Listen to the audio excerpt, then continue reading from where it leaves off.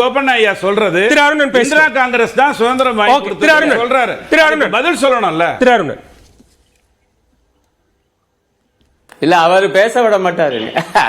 இல்ல அதாவது இங்க வந்து சமூக நீதி இடஒதுக்கீடு பற்றி எல்லாம் அவங்க நண்பர்கள் பேசினாங்க.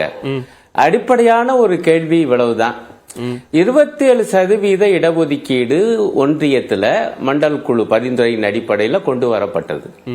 அது எந்த நிலைமையில இப்ப இருக்கு? இந்த 10 ஆண்டுகள் ஆட்சியில் இருக்கோம், நாங்க வந்து இடஒதுக்கீட்டுக்காகத்தான் இருக்கோம் என்று மோடி சொல்வது உண்மை என்றால், இந்த 10 ஆண்டுகள்ல அந்த 27% ஐஏஎஸ்ல, ஐபிஎஸ்ல, ஐஆர்எஸ்ல, ஐஎஃப்எஸ்ல, ஐஐடி இதுல எல்லாம் நாங்க எப்படி நிறைவேற்றி இருக்கோம் பாருங்க. 2014 இந்த நிலைமை, 2024 இந்த நிலைமை என்று ஒரு அறிக்கை வெளியிட மோடி அரசு தயாரா இல்ல? அது ஏன் இது வரைக்கும் அப்படியே பேச மாட்டேங்கிறாங்க?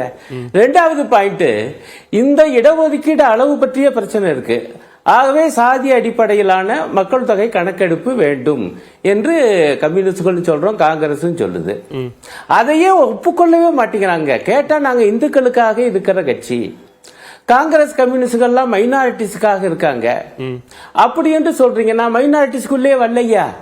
இந்த நாட்டில் 80% பேர் இந்துக்கள் தான். இந்துக்களுக்காக பேசுவோம். இந்துக்களுக்காக மோடி இந்த 10 ஆண்டுகளில் என்ன செஞ்சிருக்காரு அதை சொல்லணும்ல. இந்துக்களுக்கு என்ன சகாய விலையில கேஸ் சிலிண்டர் கொடுக்கறாரா?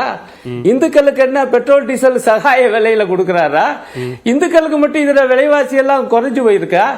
ஒரு இந்து மட்டுமே வந்து ஒரு அமெரிக்க டாலரை 40 ரூபா கொடுத்து வாங்க முடியுமா? அன்னைக்கு அந்த காலத்துல அதுதான் உறுதிமொழி. இப்போ 83 ரூபா கொடுக்கணுமே. மோடி ஆட்சிக்கு வரும்போது ரூபாயினுடைய மதிப்பு டாலருக்கு நிகராக 60 ரூபா 61 ரூபா தான். இன்னைக்கு 83 ரூபா. அன்னைக்கு என்ன பேசினார் மோடி? ஒரு நாட்டினுடைய நாணயத்தின் மதிப்பு வீழ்ச்சி என்பது அந்த நாட்டினுடைய மரியாதையின் வீழ்ச்சி. பேசினாரா இல்லையா? குஜராத் முதலமைச்சரா இருந்து இன்றைக்கு அவர் பிரதமராகி 10 ஆண்டுகளா என்ன ஆச்சுன்னா 83 ரூபா கொடுத்தா தாயா ஒரு அமெரிக்க டாலர் வாங்க முடியும். இந்த பிரச்சனைகள் எல்லாம் எதையும் பேச மாட்டாங்களாம். ஐயா அமித்ஷா உள்துறை அமைச்சர் அவர் என்ன பேசுவாருன்னா, இந்த மாதிரி மதம் சார்ந்த அல்லது குறிப்பாக முஸ்லிம்கள் சார்ந்த விஷயமா தான் சொல்லி இதற்கு என்ன பதில்? இதெல்லாம் எவ்வளவு அபத்தமா இருக்குது, ரொம்ப வேதனையா இருக்குது. நான் கேட்கிற கேள்வி எந்த அடிப்படையில் இல்ல முடிச்சற இல்ல ஒரே ஒரு பாயிண்ட் நாங்க தான் ஜெயிப்போம் சொல்லுகிற உரிமை பாஜக காரங்களுக்கு உண்டு. நான் வந்து அதை மறுக்கல, அவங்க சொல்லிட்டு போட்டோம். ஆனால் எனக்கு என்ன கேள்வி என்றால், தென்னகத்துல 130 இடங்கள் இருக்கு. அதுல எப்படி தமிழ்நாட்டுல வர முடியுமா? கேரளாவில் எப்படி வர முடியும்? 3வது இடத்துல ஒரு சீட்டு கூட வரல. 3வது இடத்துக்கு தான் வர போறீங்க. தமிழ்நாடு அதுதான் நிலைமை. தெலுங்கானாவும் 3வது இடம் தான். அங்க யாரு கடையில போட்டின்னு தெரியும். ஆந்திராவில் வந்து நாயுடு கட்சியோட சேர்ந்து இருக்கீங்க. ஆனா 6 இடங்கள். கர்நாடகாவில் அந்த ரேவண்ணா விவகாரத்தில் இல்ல சொல்றேன் இல்ல, அவர் அப்படி பேசுறதுனால. மேலும் வடக்க என்ன, காங்கிரசுக்கும் அகிலேஷ் யாதவ் கட்சிக்கும் உத்தரப்பிரதேசத்துல கூட்டணி இருக்குது. அதே போல பீகார்ல அகிலேஷ் யாதவுக்கும் காங்கிரசுக்கும் 3 கம்யூனிஸ்ட் கட்சிகளுக்கும் இடையே கூட்டணி. அதே போல டெல்லியில ஆம் ஆத்மி கட்சிக்கும் காங்கிரசுக்கும் இதெல்லாம் முன்பு இல்லாத நிலைமை. இன்றைக்கு இந்த நிலைமை இருக்கும் போது எப்படி இவர்களால் மீண்டும் ஆட்சியை பிடிக்க முடியும்? முடியாது என்கிறோம் நாங்கள்.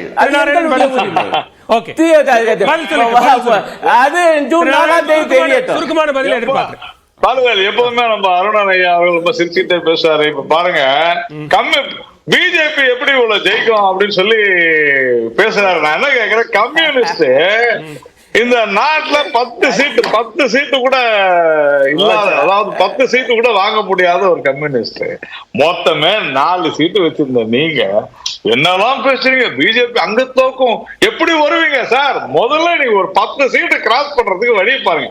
அதை விட்டுட்டு பிஜேபி வராது இது என்ன அபத்தமான பதில்? உங்களால வர முடியாதுங்கிறதுக்கு ஆதாரம் கொடுக்கிறேன். உங்களால வர முடியாதுங்கிறதுக்கு மாவட்ட ரீதி ஆதாரம் கொடுக்கிறேன். அதை மறுக்க உங்களால முடியல. நாங்க இப்படி நீங்க தான் 400 என்ற நீங்க தான் 400 அபத்தமா பதில் சொல்றாங்க. பதிலாங்க இல்ல இல்ல ஏட்டுக்கு போட்டியா பேசுறாருங்க. இது எப்படி பதில்? அவரு நான் சொன்ன கேள்விக்கு பதில் சொல்லுங்க. தென் மாநிலத்தில் எப்படி வருவான்னு சொல்லுங்க. நிறைவு செஞ்சிருக்க. நேரம் குறைவா இருக்கு. இவர் மட்டும் அபத்தமா பேசுறாரு, கேட்டுக்கிட்டே இருப்போம். ராகுல் காந்திக்கு ஏங்க உங்களுக்கு 10 சீட்டு வாங்குறதுக்கு துப்பு இல்ல. இல்ல வேற நல்ல வார்த்தைகளை பயன்படுத்துவோம். நல்ல வார்த்தைகளை பயன்படுத்துவோம். உங்களுக்கு சன்னதத்துல ஜெயிக்க வக்கு இல்ல, உங்க நம்பிக்கை இல்ல, திராணி இல்ல, வக்கு இல்ல, வக்கு இல்ல. இல்ல உங்க நம்பிக்கையை வெளிப்படுத்துங்க. உங்களுக்கு வக்கு இல்ல, துப்பு இல்ல உங்களுக்கு. அதெல்லாம் அம்பலப்படுத்துறதுனால ஆத்தரா இல்ல. நேரம் குறைவா இருக்கு. இல்ல நான் செய்திக்கு நேரமாச்சு. இன்றைய தலைப்பை